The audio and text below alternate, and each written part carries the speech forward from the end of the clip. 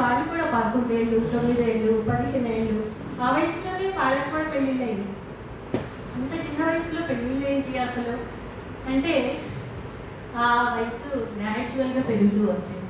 Child marriage restraint act అన్నది చేసిన పోరాటాలు వీరేశలింగం పంతులు గారు కానీ మిగిలిన వాళ్ళు చేసిన ఒక నేషనల్ లీడర్స్ చేసిన పోరాటాల వల్ల వచ్చినాయి ఇండియాలో.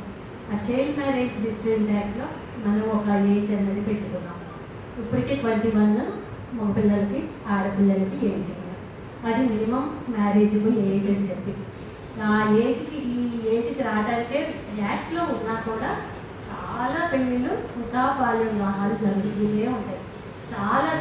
చాలా చోట్ల చట్టం ఒక పక్క ఉన్నా కానీ చట్టాన్ని గౌరవించే వాళ్ళు ఎవరు లేరు. మన ఆచారం ఇది, మన ఇంట్లో పిల్లలకి ఈ వయసుకే పెళ్ళిళ్ళు చేసేస్తాం, 13 ఏళ్ళకే పెళ్ళిళ్ళు అయిపోవాలి, వాళ్ళు రజస్వల అవ్వగానే, అంతకుముందు రజస్వల కాకముందే చేసేయాలి అని, రజస్వల అయ్యాక కొద్దిగా కాలం రజస్వల అయ్యేలాగా అన్న ఆగాలి అని చెప్పి చేశారు. రజస్వల కూడా కాకుండా పెళ్ళిళ్ళు చేస్తే ఆడపిల్లల మీద జరిగేది ఏంటి? అది రేప్ కాదా? అది మ్యారిటల్ రేప్ కాదా?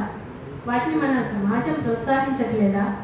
ఆచారం పేరుతో సమాజంలో ఎంతమంది ఆడపిల్లల్ని ఎంత అన్యాయాలకు గురి చేసింది, ఎంత మన సమాజం మొత్తం ఏ రకంగా చేస్తూ ఉంది.